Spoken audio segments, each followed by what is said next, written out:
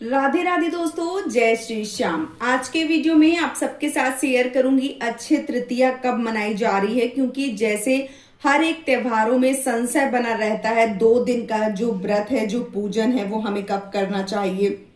मतलब 2 दिन का जो सामंजस्य है वो बनता है, हर बार किसी न किसी व्रत में होता है। और उसी प्रकार से अक्षय तृतीया में भी यही संयोग बन रहा है कि कई लोगों के मन में ऐसा संशय हो रहा है कि जो अक्षय तृतीया का पर्व है वो 19 तारीख को मनाएं या 20 तारीख को मनाएं, क्योंकि ये बहुत बड़ा पर्व है और बहुत ही अभूज मुहूर्त के रूप में पूजा जाता है। तो किसी भी काम को इस दिन किया जा सकता है, कोई भी काम हो, बिना किसी पुरोहित या पंडित जी को बुलाए बगैर आप ये काम जो है किसी भी प्रकार का, चाहे वो नामकरण हो गया बच्चे का या मुंडन जो संस्कार है वो हो गया, गृह प्रवेश, विवाह या भूमि पूजन या किसी नए चीज को लेना, इसके साथ ही साथ गाड़ी लेना या जो भी काम है, शुभ या मांगलिक जो भी कार्य हैं, वो आप अक्षय तृतीया वाले दिन कर सकते हैं, क्योंकि ये अभूज मुहूर्त के रूप में पूजा जाता है और इस दिन किया गया कार्य बहुत ज्यादा शुभ होता है। इसके साथ ही साथ अच्छे पुण्य की प्राप्ति करवाता है और यदि हम कोई चीज लेते हैं तो 10 गुना उसका फल जो है वो मिलता है। इसलिए इस दिन ये कोई भी कार्य करना बहुत ज्यादा शुभ होता है।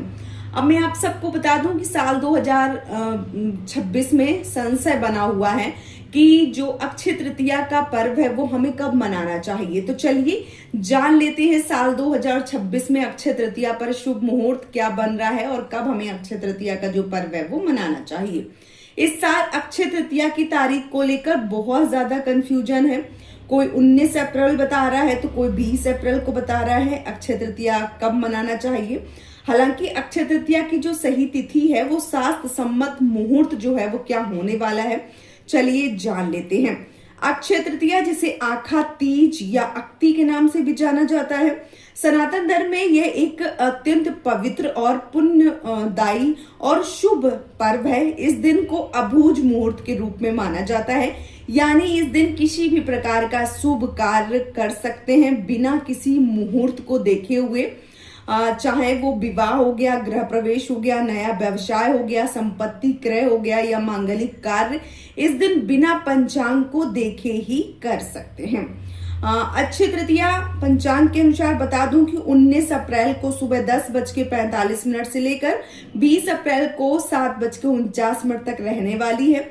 ऐसे में जो तिथि है वो 2 दिनों को स्पर्श कर रही है। इसी कारण जो जनमानस है उनमें संशय उत्पन्न हो रहा है। तो शास्त्रों में जो अक्षय तृतीया के निर्धारण की उदयकालीन तिथि है उसको महत्व दिया जाता है। इसका मतलब ये है कि जिस दिन सूर्योदय के समय संबंधित तिथि विद्यमान होती है, इस हिसाब से 20 अप्रैल को अक्षय तृतीया मनाई जानी चाहिए। हालांकि 20 अप्रैल को वैशाख शुक्ल तृतीया तिथि सुबह जल्दी समाप्त हो जाएगी और पूरा दिन मुहूर्त और योग रहित रहेगा। इसलिए जो 19 अप्रैल है इस दिन अक्षय तृतीया मनाना शास्त्र सम्मत होगा। तो 19 अप्रैल को ही आपको जो अक्षय तृतीया है वो मनाना है। बहुत ज्यादा संशय जो है वो बिल्कुल भी नहीं करना है। शास्त्रों में वर्णित है कि अक्षय तृतीया के दिन जो भी कार्य किए जाते हैं, जैसे दान, जप, तप, पुण्य, जो कर्म होते हैं उनका फल अक्षय होता है, यानी वह कभी नष्ट नहीं होता है, जीवन में अस्थायी सुख समृद्धि प्राप्त करता है। यही कारण है कि इस दिन स्नान दान का भी विशेष महत्व बताया गया है। विशेष रूप से जल, अन्न, शत्रु और वस्त्र का दान करने से अत्यंत पुण्यकारी फलों की प्राप्ति होती है और पितरों से निर्मित किए गए कर्म भी इस दिन अक्षय फल प्रदान करते हैं। इस दिन सोना चांदी खरीद सकते हैं। धार्मिक मान्यताओं के अनुसार अक्षय तृतीया को योगादि तिथि के रूप में भी पूजा जाता है। इसी दिन सतयुग के आरंभ की जो मान्यता है वो मानी गई है। साथ ही यह दिन भगवान श्री हरि विष्णु और माता लक्ष्मी की उपासना के लिए भी सर्वश्रेष्ठ माना गया है। इस दिन श्रद्धा पूर्वक पूजा अर्चना करने से जीवन में धन, वैभव और सुख समृद्धि की प्राप्ति होती है। अक्षय तृतीया पर एक महत्वपूर्ण पक्ष यह भी है कि इस दिन संपत्ति और निवेश से जुड़े जो कार्य होते हैं वो करना सबसे ज्यादा शुभ माना जाता है। सोना चांदी इस दिन खरीदना शुभ माना जाता है। इस दिन भूमि या भवन खरीदना, नया व्यवसाय शुरू करना और किसी भी प्रकार का कोई भी धन जो है वो अर्जित करना बहुत ज्यादा शुभ और लाभकारी माना जाता है। मान्यता है कि इस दिन किया गया निवेश निरंतर वृद्धि और स्थायित्व प्रदान करता है, इसलिए इस दिन जो चीजें हैं वो आपको जरूर खरीदनी चाहिए। देखिए, इस दिन सोना चांदी जो है वो तो खरीदना सर्वश्रेष्ठ बताया ही गया है, लेकिन अभी ऐसी महंगाई में बहुत सारे ऐसे लोग हैं जिनका बजट जो है वो नहीं होता है और ऐसे में वो लोग सोना चांदी के जो आभूषण हैं वो नहीं खरीद पाते हैं। तो ऐसे में और क्या क्या चीजें खरीद सकते हैं, चलिए एक नजर जो है वो उन पे भी डाल लेते हैं। यदि आपका बजट अच्छा है तो आप इस दिन सोना चांदी की खरीदारी करें, क्योंकि इससे माँ लक्ष्मी प्रसन्न होती हैं। आप गाड़ी जो वाहन है उनकी खरीदारी कर सकते हैं। इसके साथ ही साथ या आप इस दिन किसी नए कार्य की शुरुआत है वो कर सकते हैं, या आप कोई भी नया मकान या कोई नया फ्लैट इत्यादि जो भी खरीदना चाहते हैं वो खरीद सकते हैं। और अगर आपका बजट बहुत अच्छा नहीं है तो इस दिन आप पीतल या कांसे के जो बर्तन है वो भी खरीद सकते हैं, क्योंकि ये भी बहुत ज्यादा शुभ माने जाते हैं। तो आप जो बर्तन है वो भी खरीद सकते हैं। भूमि भवन या वाहन खरीद सकते हैं, जैसे कि मैंने पहले बता दिया। नए वस्त्र जो कपड़े हैं वो खरीद सकते हैं, ये भी खरीदना बहुत ज्यादा शुभ माना गया है।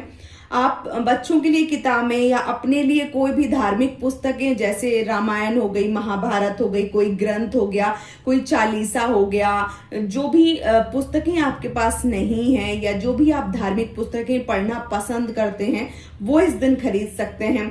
घरेलू सामान जो भी फर्नीचर इत्यादि होते हैं वो खरीद सकते हैं। पूजन की सामग्री खरीद सकते हैं, जैसे दिया हो गया, घंटी हो गई, या पूजा के लिए जो मान लीजिए एक तरीके से सामान आता है, कोई फोटो अगर आपके पास नहीं है, कोई विग्रह नहीं है, या पूजा वाला लोटा नहीं है, थाली नहीं है, तो वो सारी चीजें जो है वो खरीद सकते हैं। मंदिर खरीद सकते हैं, या मंदिर से जुड़े बहुत सारे अभी चीजें जो है वो आती हैं सजावट के तौर पर, तो वो आप ले सकते हैं, क्योंकि ऐसा माना जाता है कि इस दिन खरीदी हुई जो वस्तुएं होती हैं वो घर में सुख समृद्धि और जो स्थिरता है वो लाती हैं। तो इस दिन खरीदना जरूर चाहिए, इस बात का विशेष रूप से ध्यान रखें। अब बहुत सारे लोग बिना सोचे समझे कुछ भी उठा लाते हैं, तो मैं बता दूं आपको कि कौन कौन सी चीजें आपको नहीं लानी चाहिए। अक्षय तृतीया पर कुछ वस्तुओं की खरीदारी अशुभ भी मानी गई है। इस दिन एल्युमिनियम के जो बर्तन होते हैं, स्टील के जो बर्तन होते हैं, प्लास्टिक के जो बर्तन होते हैं वो नहीं लाने चाहिए। कांटेदार जो पौधे होते हैं वो नहीं लाने चाहिए। काले रंग के जो वस्त्र होते हैं वो नहीं लाने चाहिए, उनको खरीदने से बचना चाहिए। इसके साथ ही अक्षय तृतीया पर एक दूसरे से लेन देन उधारी का जो काम है वो नहीं करना चाहिए, क्योंकि ये भी शुभ नहीं होता है। और इन वस्तुओं की जो खरीदारी से पुण्य है वो कम हो जाता है, नकारात्मक प्रभाव पड़ता है। और अक्षय तृतीया पर केवल शुभ और स्थायी वस्तुओं की ही खरीदारी करना चाहिए। इस दिन कुछ नियम जो है वो आपको जरूर धारण करने चाहिए, नियमों का पालन करना चाहिए। सुबह स्नान करके शुद्ध वस्त्र धारण करना चाहिए। भगवान श्री हरि विष्णु माता लक्ष्मी की पूजा करना चाहिए। खरीदारी मध्याह्न काल या शुभ मुहूर्त में करना चाहिए। खरीदारी करते समय अच्छी सोच रखें, यानी सकारात्मक विचार रखने चाहिए। दान पुण्य अवश्य रूप से करना चाहिए। अन्न, वस्त्र, सोना, जो भी चीजें हैं वो आप दान कर सकते हैं। अगर इन नियमों का आप पालन करते हैं तो आपको अच्छे पुण्य की प्राप्ति होती है, घर में सुख समृद्धि बनी रहती है। और इसके साथ ही साथ माँ लक्ष्मी, भगवान श्री हरि विष्णु की कृपा जो है वो आपके ऊपर सदा सर्वदा बनी रहती है।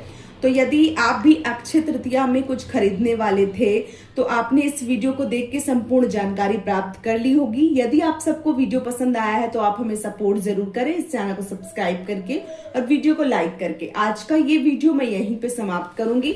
बहुत जल्दी मिलूंगी आप सबको एक और नए वीडियो के साथ में। तब तक के लिए जय श्री श्याम दोस्तों, राधे राधे।